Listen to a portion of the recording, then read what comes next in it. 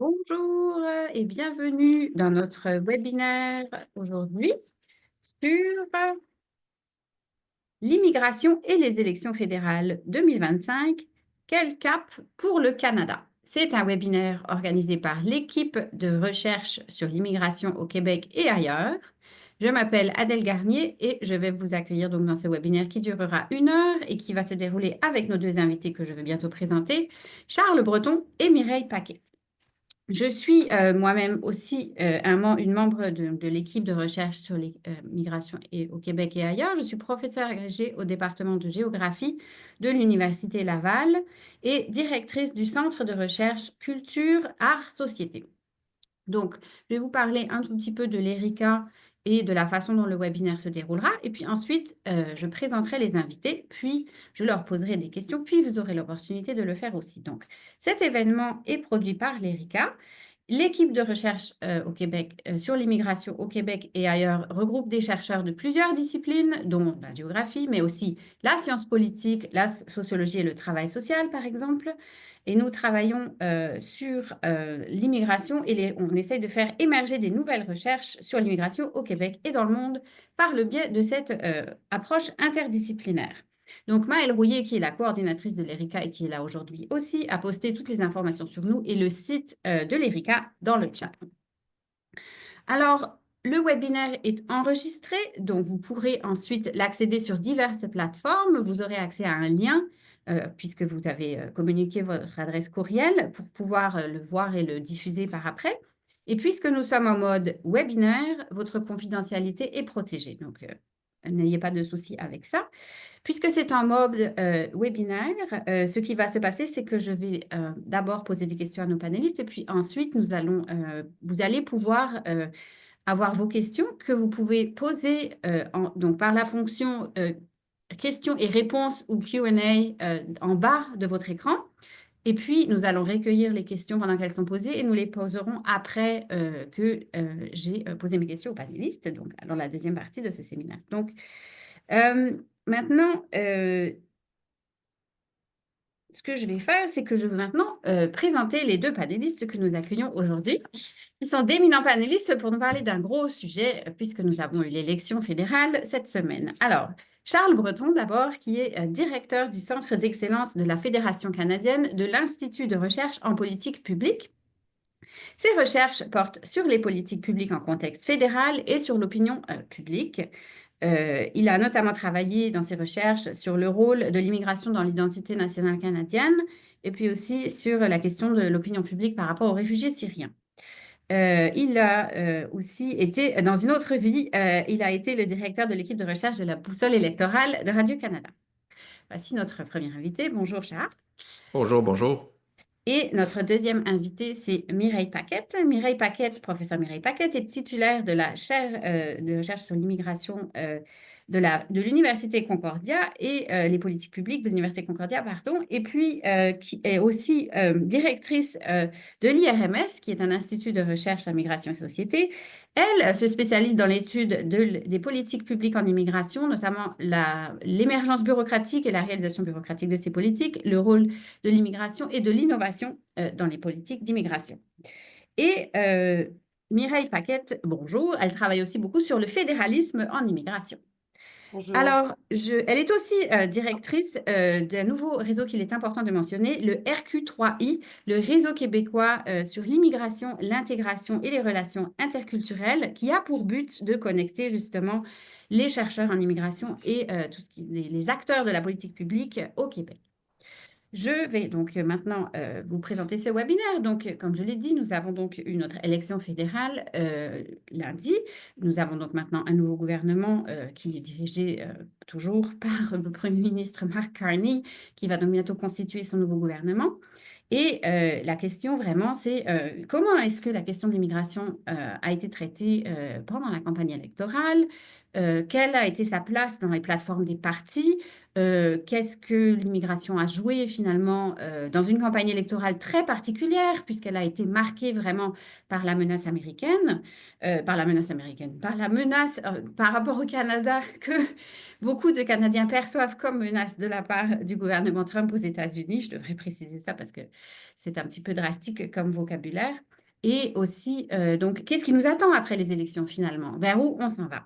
Donc, pour partir cette discussion, je vais d'abord commencer par la question de quelles étaient les plateformes des partis en lice pour ces élections et quel rôle ils ont joué, ces thèmes de ces plateformes, dans les débats électoraux. Je vous passe la parole.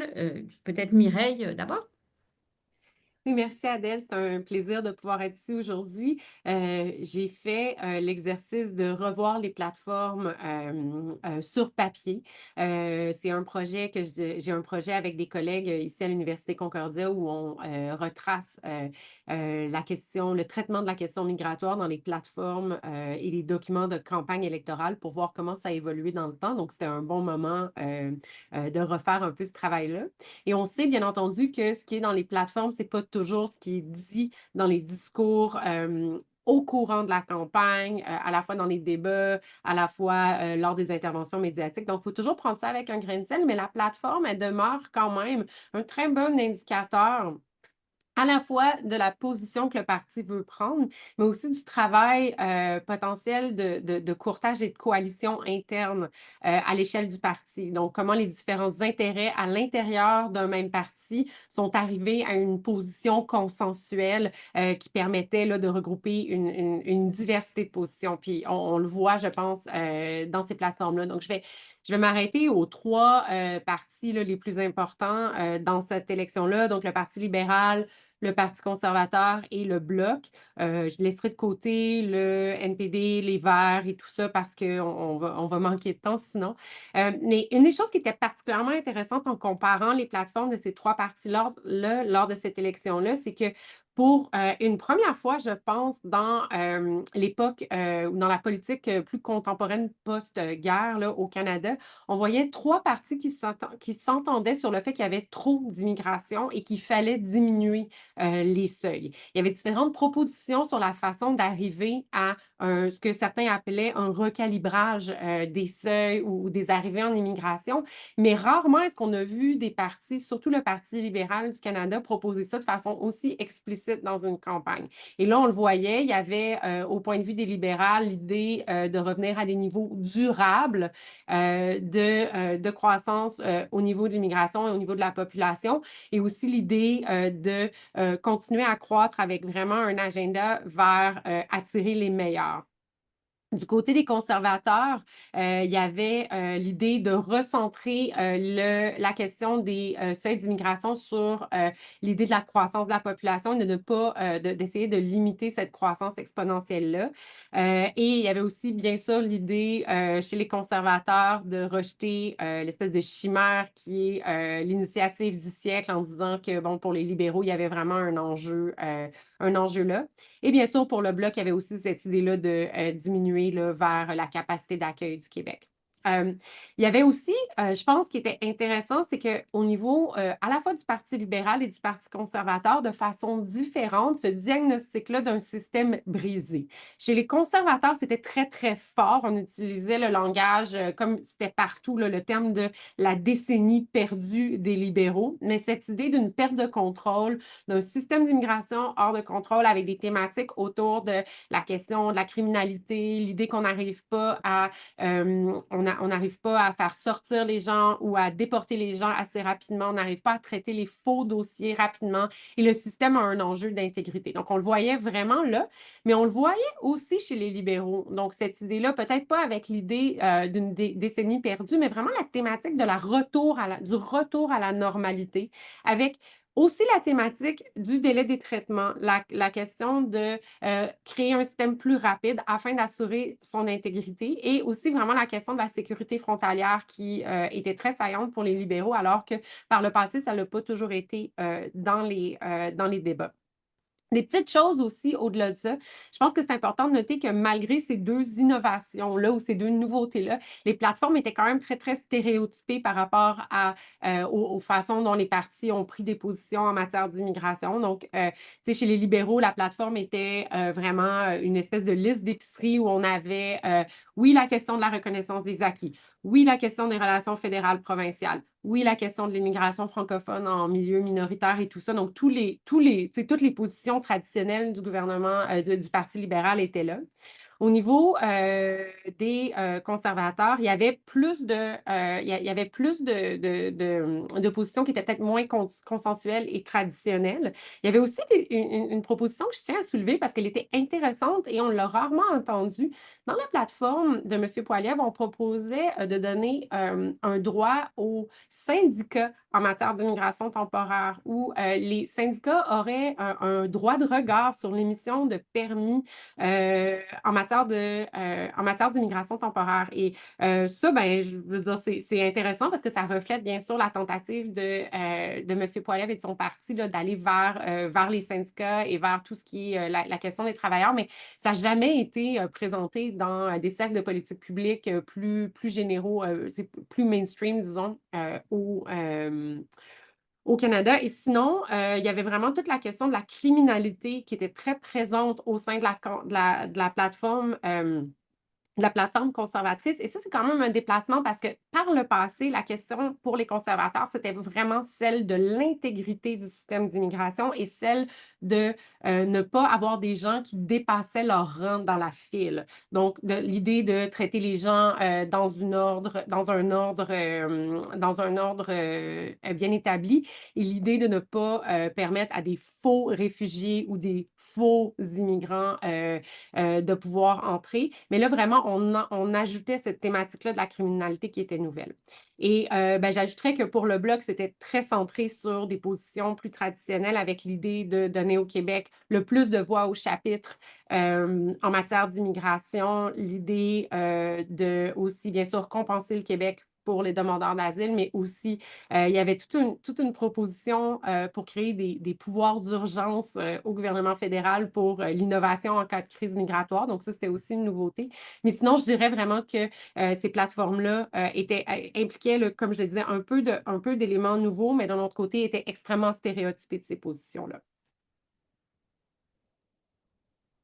Merci beaucoup. Et juste, ça met en question, en fait, des éléments qu'on a mentionnés dans un nouveau dossier de l'ERICA que je voulais mentionner après l'intervention de Mireille pour lui laisser vraiment le moment de mettre la table sur est-ce qu'on est dans une période de fin de l'exceptionnalisme canadien ou non en matière d'immigration, c'est-à-dire qu'il y a quand même eu traditionnellement un consensus, comme il a été dit, sur l'importance de l'immigration pour le pays.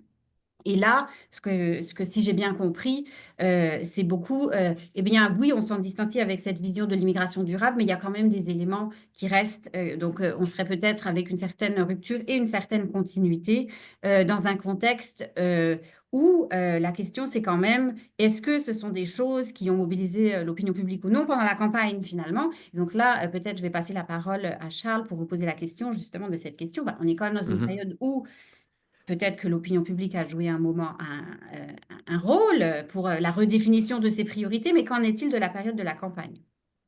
Oui, bien, c'est sûr que, d'abord, merci encore de l'invitation. C'est sûr que quand on écoute le portrait que Mireille vient de faire des deux visions, entre autres, si on se concentre vraiment juste sur les libéraux et les conservateurs, quand on regarde les plateformes et qu'on se concentre vraiment juste sur la question de l'immigration, on a l'impression d'avoir quand même deux approches différentes avec vraiment des contrastes et donc une présentation que même si on s'entend un peu sur un plus grand contrôle ou une diminution du nombre d'entrées, quand même un contraste entre deux visions, mais c'est pas ça qu'on a vu pendant la campagne. La campagne, elle s'est pas jouée sur ce contraste-là. Elle aurait pu, mais historiquement, l'immigration, même quand les visions se contrastent beaucoup, l'immigration n'est pas l'enjeu principal d'une campagne fédérale. Si on se rapproche, si on recule un peu, là où ça a peut-être joué un plus grand rôle, c'est peut-être en 2015, où là, il y avait vraiment eu un enjeu avec les réfugiés syriens, une présentation des libéraux de beaucoup plus, comment dire, ouvert et même accueillant envers les réfugiés syriens, puis contrasté avec des conservateurs qui étaient un peu empêtrés là-dedans, qui ne savaient comme pas trop comment gérer ça. Puis là, il y avait eu l'histoire là, de la ligne téléphonique sur les actes barbares. Je ne sais pas si on se souvient de ça, là.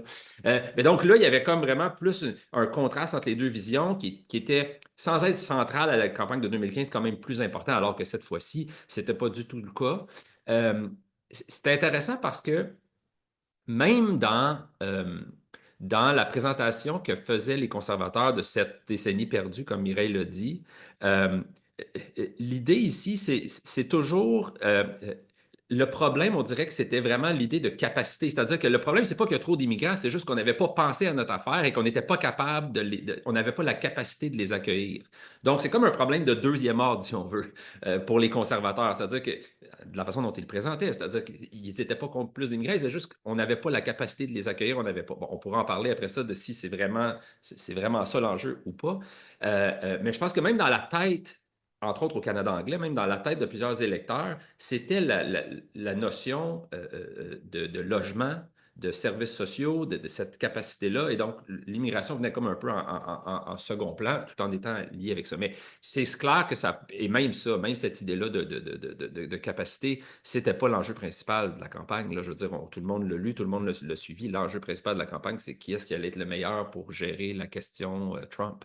Euh, et c'est ça, c'est ça qui a fait une différence, malgré les contrastes. Et encore là, je veux dire, même sur disons, les tiers pays sûrs, même là, les libéraux ne se sont pas vraiment distingués. Ça aurait pu devenir un enjeu si Carney avait décidé, avait mentionné dès le départ, nous, c'est quelque chose qu'on veut revisiter, c'est quelque chose avec lequel il va falloir, ça ne peut pas continuer comme ça, mais c'est pas ça qui a été le cas du tout, là. Déjà, il a dit, ben, on va les retourner, on peut les retourner, on va les retourner. Donc, il n'y avait pas une vision différente là non plus, où il aurait pu y en avoir une, mais il n'y en a pas eu une, et donc, ce n'est pas devenu un enjeu.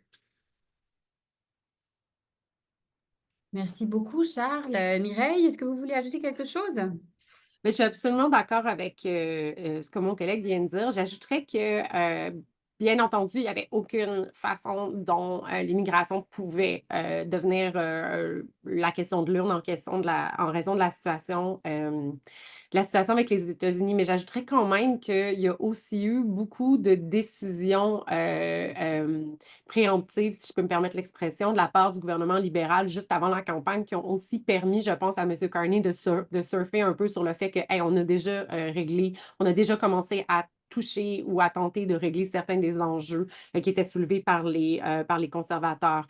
Donc, la baisse des seuils en général, les réformes au niveau des étudiants internationaux, des travailleurs étrangers temporaires. Donc, tout un ensemble de réformes qui ont été présentées juste avant le déclenchement de la campagne qui permettaient vraiment de couper l'herbe sous le pied des conservateurs. Puis là, ici, on voit toujours le pouvoir. Je sais que c'est difficile de créer ce narratif-là exactement dans le cas de cette campagne-là, mais le pouvoir du gouvernement de déclencher l'élection à un moment qui lui convient a probablement, dans ce cas-là, un peu servi. C'est-à-dire que si on avait déclenché l'élection un peu plus tôt, je pense que la question migratoire aurait été d'autant plus importante. Mais ce que ça soulève aussi, c'est que malgré la question du consensus, ça demeure vraiment difficile parce que les chercheurs ne s'entendent pas sur y a-t-il un consensus, y a-t-il pas un consensus, il est sur quoi, est-ce qu'il est surfait, parce que est-ce que la question est vraiment une des questions les plus importantes dans la tête des électeurs de toute façon, est-ce que ça anime vraiment les gens? Mais ce qui demeure encore vrai en 2025, c'est que la géographie électorale du Canada et les gens qui sont mobilisés dans les partis créent des freins pour la mise en place de politiques particulièrement anti-immigration au Canada. Donc, chaque parti doit, puis un peu comme Charles le disait, chaque parti doit créer une espèce de position de courtage qui permet à la fois de parler de peut-être des conséquences de l'immigration, mais sans devoir attaquer les personnes migrantes elles-mêmes. Puis on le voit bien dans la plateforme des conservateurs, comme Charles le disait, l'idée que c'est un enjeu de second niveau. Donc, c'est pas tant les personnes migrantes, mais c'est le système qui ne permet pas de bien gérer. C'est ça. Puis je pense que ça va continuer de demeurer un frein important à l'expansion du conflit autour de l'immigration au Canada. Ça ne veut pas dire qu'il ne va pas prendre de l'expansion dans d'autres domaines, mais je pense qu'on qu'on avait un moment où ça aurait pu prendre, où le feu aurait pu prendre aux poudres avec plein de conditionnalités, là, Mhm. la question américaine étant là vraiment importante. Mais je pense qu'on le montre vraiment avec un leader qui était particulièrement prêt à aller de l'avant puis à briser, je pense, des normes implicites au niveau discursif en politique fédérale. Il y avait pas d'enjeu de la part de l'équipe de Poilievre, je pense, à faire ça. Puis on voit qu'il n'est pas allé aussi loin que, disons, Harper en 2025. Donc, c'est intéressant aussi de voir qu'il y a une nouvelle compréhension, je pense, aussi de qui est l'électorat des conservateurs, qui va probablement jouer aussi là dans les années à venir. Mais voilà. Mais juste pour rajouter, puis il ne faut pas non plus minimiser, puis Mireille l'a souligné quand elle parlait des plateformes, et il faudra voir la prochaine. Il ne faut pas minimiser, encore une fois, qu'il y avait comme une espèce de consensus sur la nécessité de réduire le nombre d'immigrants. Là. Tu sais, la plateforme libérale, d'une certaine façon, était beaucoup plus hors du cadre libéral que la plateforme conservatrice hors du cadre conservateur. Et donc, ça, il faudra voir dans à la prochaine élection, peu importe quand elle sera, si on reviendra à des positions un peu plus naturelles pour le Parti libéral sur ces questions-là. C'est sûr, puis on va en parler un petit peu plus tard, mais c'est sûr que ce qui sera fait en termes de logement jouera probablement un rôle, mais c'est clair que c'était quand même qu'il y a quand même une cassure d'une certaine façon pour cette campagne-là du côté du Parti libéral, qui n'est pas quelque chose qu'on avait vu avant, là. Merci beaucoup. Et comment cela s'est joué au Québec spécifiquement? Puisqu'on parle du Québec et ailleurs, est-ce que vous pouvez me parler un petit peu dans le contexte du Québec, est-ce qu'on a vu la même chose en fait? Ben, honnêtement, j'ai l'impression, on aurait pu penser que le Bloc aurait fait plus d'avancées autour de la question de la redistribution des demandeurs d'asile et autour de toute la question des coûts associés à l'immigration pour le Québec. Et aussi à toute la question de la perception que la hausse des seuils était faite au détriment du Québec et de sa place dans et de sa place dans la fédération. Et finalement, ça n'a pas été, malgré certaines tentatives de la part de M. Blanchet là, de mettre ça à l'agenda, ça n'a pas été si important. Puis tu sais, je pense que le résultat de l'élection montre aussi que probablement que la question n'a pas été aussi centrale aux yeux et dans le cœur des électeurs au Québec. Donc, ça aussi, c'est intéressant. Est-ce que ça nous donne des clés pour l'élection provinciale qui s'en vient? Je pense pas. Là. Je pense qu'on était vraiment dans une toute autre dynamique, mais ma réponse demeure la même, là, je pense, pour le Québec. Oui, bien, et moi, je vais aller dans le même sens, dans le sens où, clairement, de toute façon, Mark Carney est arrivé en se présentant comme celui qui n'était pas Justin Trudeau, donc en mettant de côté toutes ces politiques-là de la décennie perdue, si on veut réutiliser les termes conservateurs, et arrivait aussi avec une plateforme qui, en immigration, y allait aussi, comme on l'a dit, plus du côté de la diminution du nombre. Mais donc, encore une fois, comme pour utiliser les termes que Mireille a utilisés pour le Parti conservateur, ça a été la même chose pour le Bloc québécois. Il y a eu aussi un peu, on a coupé l'herbe sous le pied sur ces questions-là. Mais encore une fois, en fait, moi, je suis même prêt à dire que ce n'est pas du tout transposable à l'élection provinciale, où là, clairement, ça va être un autre enjeu et ça sera un enjeu.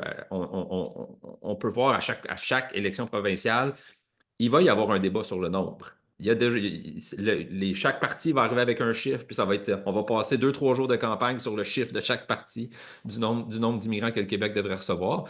Alors que là, il y en avait des chiffres dans les plateformes fédérales, et ça n'a pas été ça l'enjeu. Là. On n'a pas, de toute façon, on se serait obstiné pour 100 000 là, sur un an ou quelque chose comme ça, et ça n'aurait pas mené nulle part.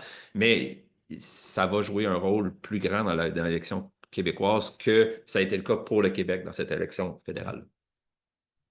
Merci beaucoup. Et justement, ça met un peu la table pour la question suivante. Qu'est-ce qui se passe maintenant? On n'est pas, l'élection est passée, donc nous avons un gouvernement libéral minoritaire, nous avons un fort parti conservateur historiquement. Les autres partis ont un rôle très diminué, particulièrement le NPD et les Verts, mais quand même aussi le Bloc. Alors, qu'est-ce qui va en être maintenant pour la mise en œuvre de toutes ces choses? Je peux peut-être Et là, je commencer. passe la parole à qui souhaite Ouais, ben, répondre. je vais Vas-y, peut-être Mireille, commencer. puis Je pense que le gros inconnu, avant qu'on parle vraiment de la capacité des gouvernements de mettre en place leurs promesses, je pense que le grand inconnu, c'est vraiment qu'est-ce qui se passe au Sud. Et qu'est-ce que ça veut dire pour plein de dynamiques migratoires sur lesquelles le Canada n'a pas nécessairement de contrôle. Donc, est-ce que la croissance du nombre de demandeurs d'asile, se confirme? Est-ce qu'on a plus d'arrivées visibles à la frontière? Est-ce qu'on a des enjeux liés au déploiement d'une sécurité frontalière plus visible au Canada aussi? Est-ce que, bon, qu'est-ce qui se passe finalement? Parce que la politique de M. Trump a commencé à être mise en place, par exemple avec les déportations, mais il y a tout un enjeu autour du contrôle intérieur qui n'a vraiment pas été aussi déployé aussi rapidement. Et il y a plusieurs visas, plusieurs types de résidences temporaires qui viennent à échéance dans les prochaines semaines et dans les prochains mois. Donc, on va commencer à sentir vraiment cette pression-là de façon beaucoup plus forte. Et ça, ben, peu importe quelles seront les promesses du gouvernement Carney, peu importe le nombre de députés qu'ils ont en Chambre, ils vont se retrouver avec des enjeux probablement humanitaires à devoir gérer. Et ça, ben, on peut rien prédire de ce côté-là. Donc, ça, pour moi, c'est la première chose, c'est que je ne sais toujours pas de quoi notre été aura l'air et de quoi notre automne aura l'air. Et ça, ben, ça va être la première chose. Donc, je vais laisser la parole à Charles, puis je peux revenir Oui, ensuite. bien, en fait, je pense qu'il y a des enjeux à surveiller sur, puis là, je pense que tout le monde qui est présent à ce webinaire et qui écoute en connaît même plus que moi sur ça, mais il y a des enjeux sur, mettons, 3 types d'immigrants. Il va y avoir des enjeux sur le nombre, quand on parle des résidents permanents, puis le nombre d'immigrants que le pays peut recevoir, liés à cette idée de capacité d'accueil qui est maintenant rendu un terme qui est accepté dans le Canada anglais, alors que quand les Québécois l'utilisaient, c'était du dog whistling, mais au Canada anglais, ça semble acceptable, on peut en reparler. Mais il y a ça. Après ça, il y a tout ce qui est travailleurs temporaires et l'impact de ces restrictions-là sur l'économie canadienne et comment gérer ça. Et il y a ce dont Mireille parlait, les demandeurs d'asile qui passent la frontière au Québec, ce que ça veut dire en termes humanitaires, mais aussi en termes pour la Fédération canadienne. Puis si je commence juste par cet aspect-là, pour moi qui est très important, et bon, la question humanitaire, c'est une chose, mais la façon dont la Fédération gère ce problème-là, en fait, la Fédération n'a pas géré cette question-là jusqu'à maintenant. Ça a été envisagé, ça a été présenté, et c'est à la... M. Legault a quand même beaucoup, disons, de tort, ou une partie de ça est aussi de la façon dont lui présente le problème, c'est-à-dire que ça a été présenté comme un enjeu entre le Québec et le fédéral. Le Québec demande plus d'aide et demande au fédéral de redistribuer les demandeurs d'asile. Mais M. Legault pourrait aussi engager ses collègues au sein de la Conseil de la Fédération puis leur présenter que le problème qu'on a ici, l'enjeu, l'arrivée massive de demandeurs d'asile au Québec, c'est un enjeu pour toute la fédération. Il faut qu'on gère ça en tant que pays.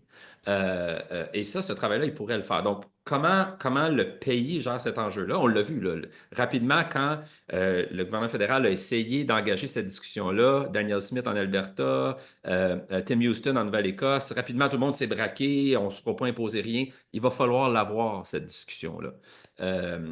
Parce que là où le Québec a raison, c'est qu'ils sont touchés de façon disproportionnée par rapport au reste des provinces sur cet enjeu-là. Donc, il va falloir avoir une discussion nationale entre adultes sur qu'est-ce qu'on fait avec les demandeurs d'asile qui arrivent à la frontière québécoise. Et arrêter de le voir comme juste une chicane entre Québec et Ottawa, parce que c'est pas ça qui se passe. Et donc, pour moi, ça, des 3 enjeux dont j'ai parlé, ce sera celui qui arrivera en premier, selon moi, et qui sera important de surveiller. Ben, je me permets d'ajouter, je veux dire merci Charles. On vient de publier un excellent article sur la question, Voilà. mon collègue Robert Schwarzer et moi.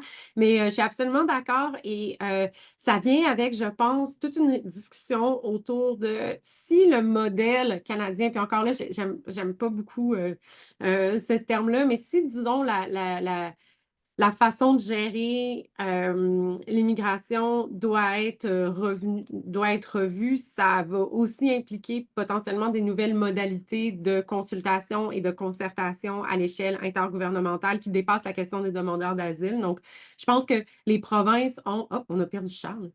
Ça va. Je pense que toute la question à la fois des travailleurs étrangers temporaires et des étudiants étrangers a aussi montré aux provinces à quel point elles sont tributaires de décisions fédérales au niveau des seuils. Donc, des pans complets de l'économie, maintenant que l'immigration est vraiment une des ressources centrales, à la fois pour les travailleurs, que ce soit pour les immigrants, ça fait que potentiellement qu'une modalité du genre, je vous envoie une lettre, vous me donnez votre avis sur les seuils et voici l'étendue de notre consultation, c'est peut-être plus assez. Il va peut-être falloir aller beaucoup plus loin, puis il faudra voir avec toute la possibilité que des crises sur l'unité nationale se profilent aussi dans ce nouveau gouvernement-là. Qu'est-ce que ça va vouloir dire sur la question de l'immigration?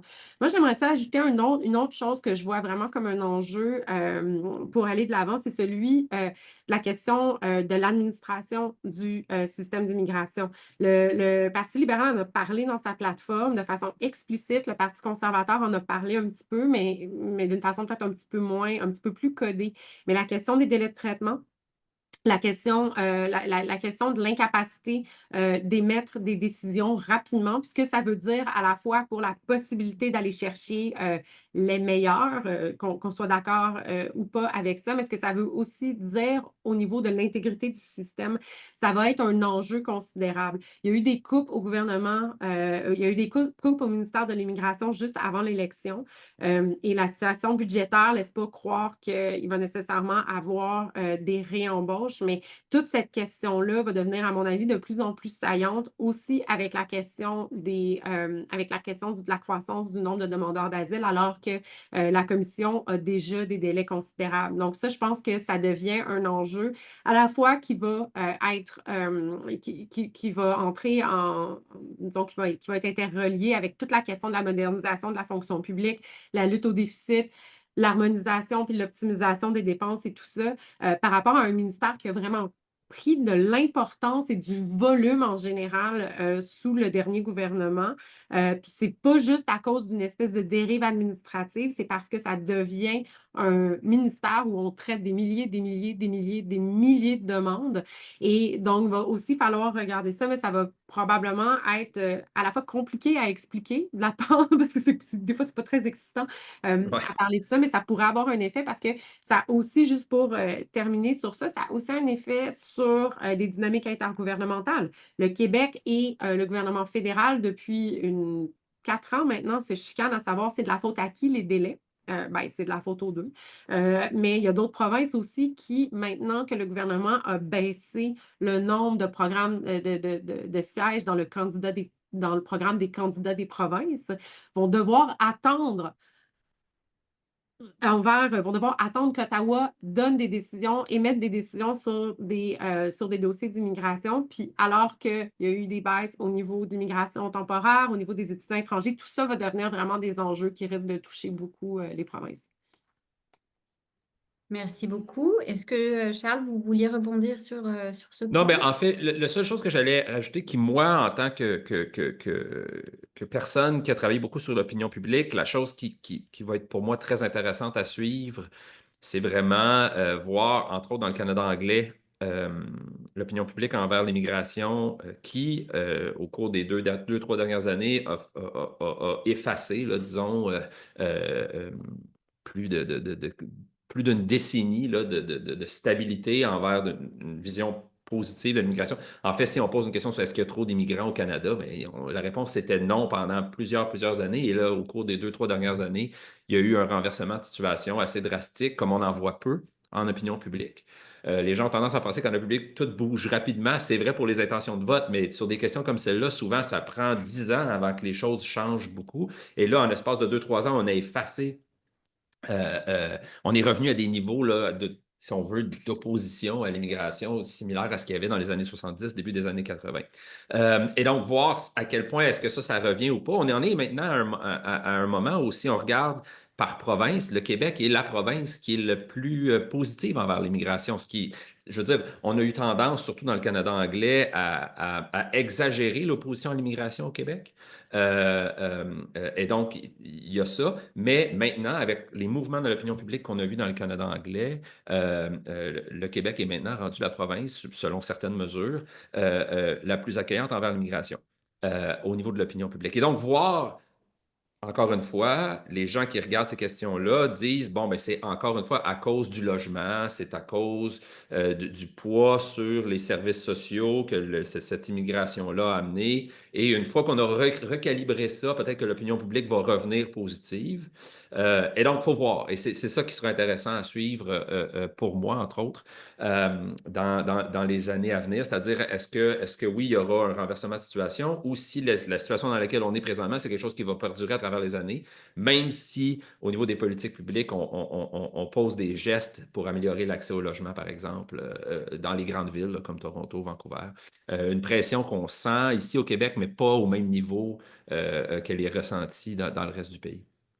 Merci beaucoup, Charles. Je vais donner à Mireille l'opportunité de répondre une dernière fois avant de passer aux questions que l'audience nous a posées dans la fonction Q&A. Merci. Merci.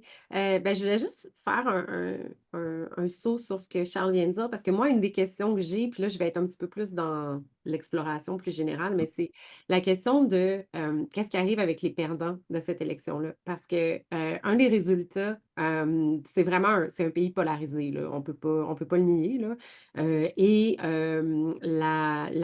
Si le Parti conservateur est peut-être limité de par des réalités institutionnelles et géographiques et tout ça par rapport à ce qu'ils peuvent dire, ça ne veut pas dire que les gens qui se sentent désaffectés et qui ont l'impression qu'ils vont devoir souffrir encore une fois vers une autre longue période dans l'exode, dans l'opposition et tout ça, ce sentiment d'aliénation-là qui est à la fois régional, mais qui est aussi très, très basé sur la classe sociale et le genre, il ne faut pas l'oublier.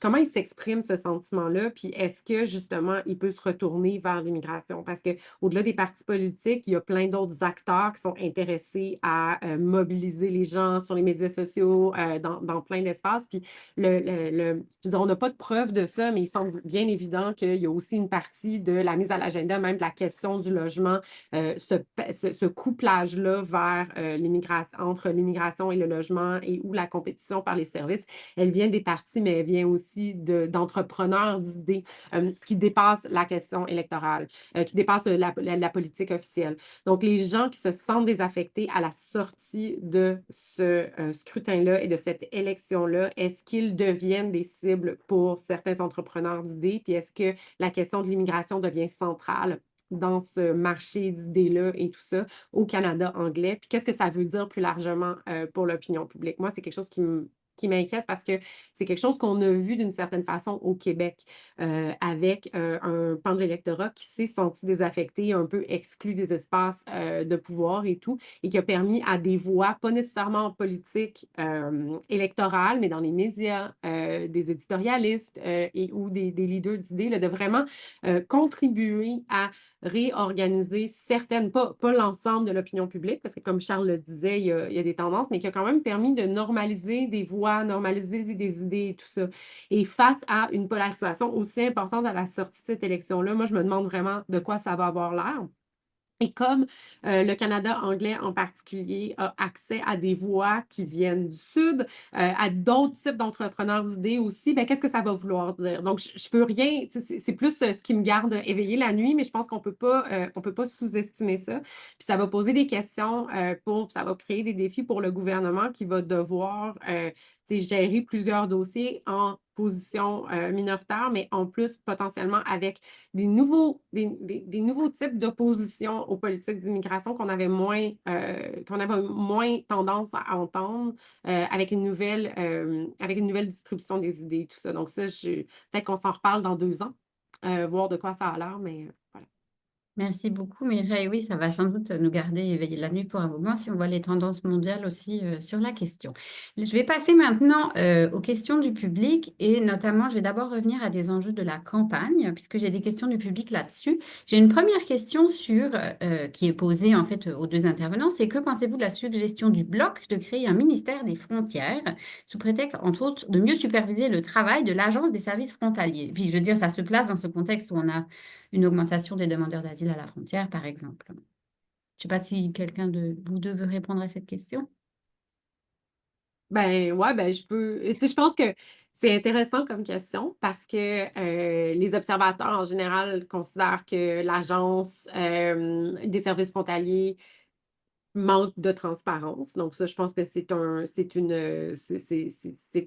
c'est assez consensuel comme point de vue. Est-ce qu'un ministère permettrait nécessairement d'augmenter cette transparence-là, puis une meilleure supervision? Ça reste à voir. Donc, je serais intéressée. J'ai pas plus de réponses que ça. Je pense que la littérature sur l'agentification et l'administration publique apporte des réponses différentes. Mais je pense que, tu sais, plus largement, dès qu'on ajoute un petit peu des grains de sécurité, même dans un ministère versus une agence, cet enjeu-là de la transparence, de la surveillance et ou des pouvoirs spéciaux va demeurer un frein à l'imputabilité, la transparence et tout ça. Donc je ne peux pas aller plus loin que ça. Mais ce que je trouve intéressant, par contre, de nommer, puis peut-être de souligner, c'est cette idée-là que maintenant, le Bloc québécois a vraiment quelque chose à dire sur les frontières, au-delà de la question des frontières d'un futur Québec souverain. Puis ça, c'est intéressant, puis c'est un peu croustillant. Merci beaucoup. Je ne sais pas si Charles Renaud voulait Non, j'ai rien à ajouter. ajouter. Je pense pas que la solution, ça passe nécessairement par un ministère, comme Mireille l'a dit. Elle passe pas non plus par une série de nouveaux tsars là, qui s'occuperaient de différents, comme le tsar du fentanyl. Alors voilà, je m'en tiendrai là. Merci beaucoup. Alors là, j'ai une autre question et ça nous ramène à un autre enjeu qui a été mentionné sur le traitement et les délais de traitement. Et c'est une question sur le fait que dans la plateforme électorale des libéraux, il y a des suggestions sur comment utiliser les outils numériques et donc l'intelligence artificielle pour prendre des meilleures décisions quant à l'admission des immigrants et donc la question des visas. Donc, à votre avis, ce sera quoi l'impact de cette promesse sur la suite des choses là, puisque on a maintenant de nouveau un gouvernement libéral minoritaire? Charles, voulez-vous y aller? Non, non, non, non, non, ça va. OK, parfait. Ben, je veux dire, je suis certain que tu as plus de choses à dire, alors vas-y. Ouais. Mais plusieurs choses. Je pense que c'est intéressant de le nommer de façon aussi explicite pour une première fois. Puis je pense que ça s'aligne avec les défis en général. Je veux dire, le Canada doit probablement, doit être beaucoup plus proactif dans sa stratégie en matière d'intelligence artificielle. Et tout ça. Puis je pense que ça fait la question de la numérisation des services gouvernementaux fait aussi partie de ça. En même temps, c'est une promesse facile parce que le gouvernement est déjà en train de faire ça et la transformation numérique du ministère de l'Immigration est déjà en cours. C'est la deuxième plus grande transformation numérique dans l'administration fédérale à l'heure actuelle. Donc, il y a beaucoup de ça qui est déjà en place. Ce que je trouve intéressant, par contre, dans cette promesse-là, c'est cette idée-là d'efficacité et de rapidité versus un traitement papier. Puis je pense qu'on va l'entendre de plus en plus. C'est pas toujours vrai, mais c'est beaucoup ce qu'on essaie de vendre à l'électorat. Donc, je pense que l'impact ne sera pas plus important que si on n'avait pas changé de gouvernement parce que la majorité des investissements sont déjà mis en place. Après, ça ne veut pas dire qu'il n'y aura pas d'impact sur les personnes qui font des demandes d'immigration. Ça, c'est tout un autre dossier. Mais pour ce qui est de l'orientation gouvernementale, ça va aller dans la continuité. Je vais juste rajouter quelque chose au sens plus large. Deux choses, en fait. Bon, premièrement, ce qu'il y a dans une plateforme électorale, c'est une promesse. Et si, comme il y a beaucoup de gens, entre autres à l'Université Laval, qui suivent les promesses des partis, et on sait que, bon, il faut en prendre puis il faut en laisser. Donc, il y a ça. Mais au sens plus large, je pense que ce que Mireille disait sur la transformation numérique est très importante. Est très important. Au sens plus large, l'administration publique fédérale et face à un moment où il doit y avoir une très, très grande, un moment de réforme, en fait, sur comment elle fonctionne. Et je pense que même à l'intérieur même de la fonction publique, dans les plus hautes sphères, on est tout à fait conscient de ça. Et il y a un travail qui va être fait dans les années à venir, qui a été repoussé beaucoup trop longtemps. Encore une fois, parce que souvent, c'est pas sexy de dire qu'il faut investir ici et là, même que ce soit même dans le système informatique. Là, on parle même pas d'intelligence artificielle. Là. On parle juste dans les fondations même sur lesquelles repose l'administration publique. Il y a un travail d'investissement là, qui n'a pas été fait et qui doit être fait maintenant parce que, bon, la COVID a été une réalisation de ça, là, parce qu'on s'est rendu compte qu'il fallait se retourner assez rapidement avec des moyens qui ne nous le permettaient pas. Et donc, c'est déjà en marche. Mais ça va continuer dans les années à venir parce que, c'est ça, on a souvent trop attendu et il y a beaucoup de travail qui doit être fait là.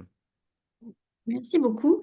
Là, je voudrais plus, alors c'est des enjeux de mise en œuvre maintenant qui vont un peu pour les deux questions suivantes que je voulais poser. La première a à voir avec la réaction des provinces, particulièrement autres provinces que le Québec, par rapport à la réduction qui est déjà en cours des niveaux d'immigration temporaire. Donc, on a parlé vraiment de tout ce qu'il y a comme potentielle convergence et divergence entre provinces et entre le fédéral et les provinces. Donc, est-ce que vous voulez vous exprimer là-dessus? Et je ne sais pas Je vais lequel. laisser la parole à Charles. Ouais, ben en fait, je pense que on dirait que tout le monde, encore une fois, tout le monde essaie de dire c'est pas de ma faute, c'est de la faute de l'autre, là. Donc là, puis alors que comme Mireille l'a dit, je pense tout à l'heure, et je me souviens plus en parlant de quoi exactement, mais c'est de la faute de tout le monde. Quoique, tu sais, sur les étudiants étrangers, je pense entre autres en Ontario, là, et clairement, il- il- il y avait, la faute était plus d'un côté que de l'autre. Mais je pense que là, tout le monde est arrivé avec la même réalisation que ça ne pouvait plus continuer comme ça d'une certaine façon et qu'il fallait mettre un frein. Mais là, après ça, une fois que c'est fait, il faut. Je pense que ultimement, comme je l'ai dit tout à l'heure, euh, euh, il va falloir que tout le monde s'assoie et ait une conversation d'adultes sur qu'est-ce qu'on fait. Tu sais. Et je pense que tu sais, les besoins, que ce soit les besoins économiques au niveau des travailleurs temporaires et même économiques du côté des universités, il va y avoir des très, très grandes répercussions aux modifications des derniers mois même, qui auront un impact important. Euh, et donc là, il va falloir s'asseoir et avoir une discussion sur c'est quoi le futur. Tu sais. Puis aussi une espèce que ce soit, entre autres, au niveau économique et pour les compagnies ou même dans le milieu agricole, il faut avoir une espèce de prévisibilité aussi de où est-ce qu'on s'en va avec ça, là, dans la planification de qu'est-ce que j'achète en termes d'outils pour travailler. Donc, il y a vraiment là, à long terme une réflexion à y avoir, puis une discussion à y avoir pour que tout le monde soit sur la même longueur d'onde, là. C'est-à-dire où est-ce qu'on s'en va avec ça. On ne peut pas prendre une décision à la semaine là, sur une question comme celle-là. Et c'est vrai pour les provinces, puis comme je le dis, c'est vrai dans le privé aussi, pour les gens qui, pour une raison ou une autre, ont même construit leur entreprise avec le travail des travailleurs saisonniers ou temporaires. Oui, j'ajouterais à ça, tu sais, pour être plus peut-être dans l'anecdote, j'en parlais tout à l'heure, mais la décision de diminuer les cibles, les seuils pour le programme des candidats des provinces, qui est le programme qui permet aux provinces de recommander des résidents permanents sur la base de leur réalité régionale, a été prise de façon extrêmement unilatérale. Et on parlait d'une décision de diminuer les cibles de 50 dans la majorité des provinces. Et on sait, de façon plus anecdotique, en parlant avec des administrations provinciales, que c'est dramatique. Je veux dire, il y a des planifications, il y a des dossiers qui ont dû être mis de côté et tout ça. Puis ça, je pense que la réaction a été peut-être un peu... moi, j'ai été surprise, en fait, qu'il n'y ait pas plus de réactions que ça, parce que je me Mhm. rappellerai, on se rappellera, il y a maintenant 13 ans, lorsque le gouvernement conservateur à l'époque avait annoncé qu'il baissait, pas qu'ils annulaient l'entente sur le transfert des services en intégration et en installation du Manitoba et de la Colombie-Britannique, avait annoncé de façon unilatérale. Il y avait eu, je veux dire, ça avait été politiquement très, très explosif. Et là, on n'a pas eu cette réaction-là. Puis je pense qu'une des raisons pourquoi on n'a pas eu cette réaction-là, c'est qu'il y avait clairement l'idée que l'élection s'en venait puis que de toute façon, ça serait un peu un coup d'épée dans l'eau. Ça ne veut pas dire que ça ne va pas revenir parce que je pense que, encore une fois, que ce soit au niveau de l'immigration permanente ou que ce soit au niveau de l'immigration temporaire pour les provinces, il y a eu une réalisation de l'impact, une nouvelle réalisation de l'impact, mais aussi une réalisation du fait que on était encore dans un espace où l'unilatéralisme fédéral était possible. Cet unilatéralisme-là, il ne sort pas toujours de sa tanière dans le domaine de l'immigration aussi souvent peut-être que dans d'autres domaines, mais je veux dire, je pense que là, parce qu'il y a des modèles de développement économique, comme Charles le disait, qui sont vraiment centrés sur l'immigration, il va y avoir, je pense, des revendications de plus en plus importantes pour des accords de type Québec, où il y a des mécanismes qui ne permettent pas au gouvernement fédéral d'agir de façon unilatérale. Et peut-être que c'est pas une si mauvaise idée afin de permettre à tout le monde de se concerter puis d'éviter des dérives comme on a vu. Mais je pense que c'est à suivre parce que je pense vraiment que c'était surprenant justement de ne pas voir des réactions aussi fortes. En fait, ce qui va être intéressant à suivre, c'est que même pour les provinces qui ne voulaient pas s'intéresser d'une certaine façon à cette question-là, qui étaient même contentes à la limite de se dire c'est pas mon problème, mais là, la pression va venir du bas. Tu sais. La pression va venir justement des gens au sein de ces provinces-là pour qui ça a des impacts Mm. gigantesques. Et donc, là, ils n'auront pas le choix. Absolument. Merci beaucoup. Ça fait un peu lien avec la question que je voulais poser maintenant. On va essayer de pas y répondre brièvement, comme ça me laissera le temps d'en poser peut-être une dernière question. C'est sur la notion de capacité d'accueil. Parce que justement, dans la discussion québécoise, c'est une notion dont on parle beaucoup depuis longtemps. On en reparlera à la prochaine élection. Mais ça semble maintenant, donc, comme a été dit par Charles notamment, hein, que ça joue plus de rôle dans le cas de le Canada anglais. Et là, dans la question, ça mentionne un des problèmes de cette notion, c'est que déjà, c'est un mot passe-partout. Et aussi, il y a comme une espèce de présupposition qu'elle fonctionne déjà, alors qu'on aurait un Canada où la capacité d'accueil fonctionne, alors que c'est pas le cas finalement. Donc, qu'est-ce que vous pensez de ça? Mais je vais laisser à Mireille la discussion sur qu'est-ce que ça veut dire, capacité d'accueil, est-ce qu'on sait ce que c'est. Mais moi, personnellement, juste du point de vue, encore une fois, de quelqu'un qui s'intéresse à l'opinion publique, puis au discours partisan, politique, comme je le disais, puis je le disais un peu en boutade, mais dans le fond, c'est vrai. C'est-à-dire que quand, entre autres, M. Legault parlait de capacité d'accueil, dans le Canada anglais, à cette époque-là, si on se recule de 5, 6 ans, c'était vraiment perçu comme, je le disais, un peu du dog whistling, un peu du racisme camouflé. Hein, que ultimement, le vrai enjeu, c'est un enjeu qui était anti-immigrant, c'était un enjeu de culture, c'était pas un enjeu de politique publique vraiment. Euh, euh, et donc là, maintenant, on voit l'opinion publique qui change dans le Canada anglais et nos collègues du Canada anglais nous disent, ben voilà, c'est une question de capacité d'accueil, les gens trouvent qu'il n'y a pas assez de logements. Et donc, pour eux, c'est disons-le, rationnel, factuel, alors qu'au Québec, ça ne l'était pas. En tout cas, ça, je le dis un peu en boutade. Il faudra voir où ça va mener, mais c'est clair que c'est de cette façon-là dont l'enjeu de l'immigration est présenté au Canada anglais dans le discours. Et peut-être d'une certaine façon aussi, euh, on le voit, le Canada se distingue un peu d'une certaine façon, encore une fois, si on veut parler d'exceptionnalisme canadien, se distingue un petit peu de ce discours-là à l'extérieur en Occident, où des fois la pression va être sur les emplois, par exemple.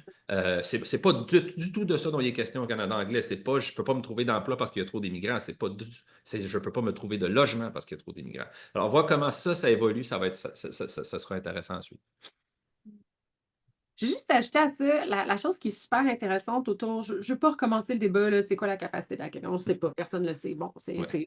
ceci étant dit. La réalité qui est quand même super intéressante, puis je dis ça tout en étant pas à l'aise avec la notion de capacité d'accueil, c'est qu'au gouvernement fédéral, les décisions sur les seuils sont déterminées en grande partie par le ministère de l'Immigration et par le cabinet.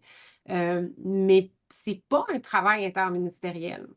Et je veux dire, ça, je pense que c'est là où le bas blesse. Je veux dire, parce qu'on peut parler, on pourrait utiliser d'autres choses, mais il semble clairement avoir eu un enjeu, ne serait-ce qu'au niveau de la communication, de où ces seuils-là, pré-2024, s'en allaient. Il semble y avoir eu un enjeu au niveau de la communication. Puis, on pourrait probablement supposer aussi un enjeu au niveau de la coordination par rapport aux besoins d'infrastructure, par rapport à l'impact sur le fédéralisme fiscal, bon, tout ça. Et ça, c'est intéressant. Puis je pense que là où on s'en va peut-être, c'est, on l'espère, c'est de dire, peut-être laisser de côté la question de la capacité d'accueil, mais se poser la question, est-ce que c'est vraiment à un seul ministère dont le travail et dont le business model aussi, parce qu'il ne faut pas oublier que le ministère de l'Immigration fait son revenu par le nombre de, s'autofinance par les demandes d'immigration. Puis je ne veux pas créer une théorie de la conspiration, mais je veux dire, en administration publique, on le sait qu'un ministère va aller toujours essayer de rechercher son intérêt puis de s'assurer de pouvoir maintenir sa position et ses ressources. Donc, c'est sûr que si on limite à un seul ministère ou on concentre la décision autour des seuils, il y aura probablement une difficulté à voir tout cet enjeu-là et penser en termes de capacité plus globale. Donc, je laisserai juste ça là en me disant peut-être que avec cette croissance-là, de cette préoccupation-là à l'échelle nationale autour de la capacité d'accueil, c'est peut-être aussi la façon dont on détermine les seuils qui doit être remise en question, puis ça pourrait peut-être permettre de régler certains de ces enjeux-là. Donc, Merci En fait, beaucoup. Oups, ultimement, si je peux juste rajouter un petit truc. Ultimement, tant mieux si justement le fait que toute cette décision-là était prise un peu dans un silo, si ce silo-là est brisé, puis qu'on a une discussion plus horizontale au sein du gouvernement fédéral et même avec les provinces sur ces Mm. seuils-là. Mais au final, ce qu'il va falloir voir, c'est, bon, on peut parler d'un mal pour un bien, mais si ce mal-là, c'est un changement de l'opinion publique au Canada anglais pour les 15-20 années à venir, ben Ouais, peut-être que l'impact est beaucoup plus grand, là. oui, en effet. Merci. Alors, ça va être une dernière question très rapide, mais ça nous permet de parler d'un parti dont on n'a pas parlé, le NPD, qui s'est effondré la campagne. Et la question qui est posée, c'est est-ce que justement la diminution du poids du NPD va avoir un impact sur des enjeux plus humanitaires? Donc, en fait, tout ce qui est régularisation, ouverture des permis fermés, des choses comme ça, qu'en pensez-vous?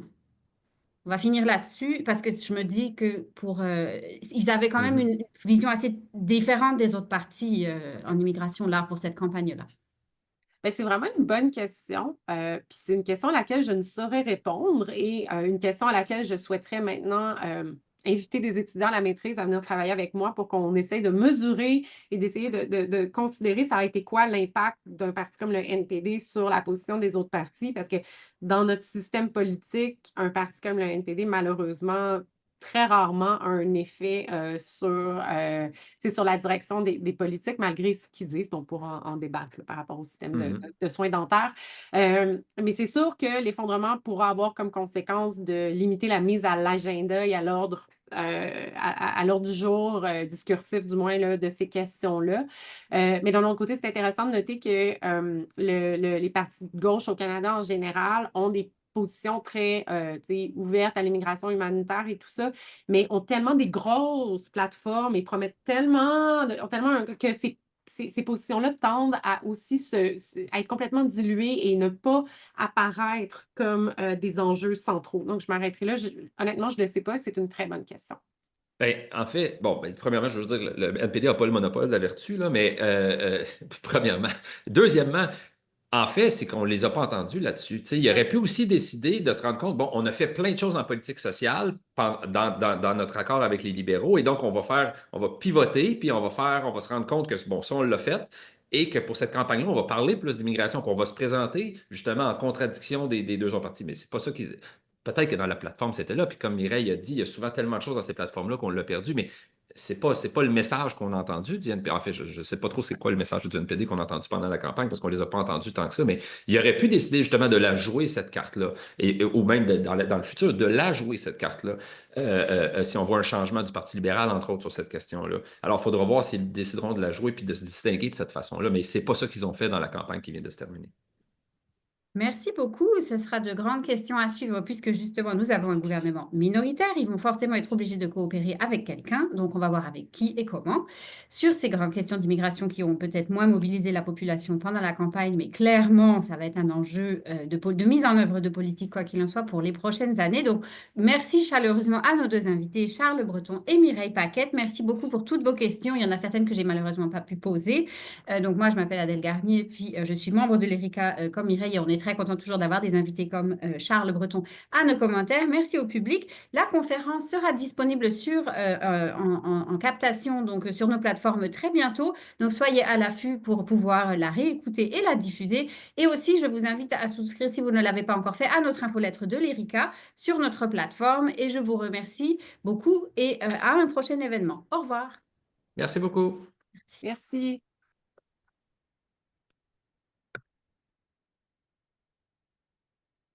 Merci beaucoup alors. Hein. Merci. Bonne Merci journée. bien. Bonnes vacances. Merci.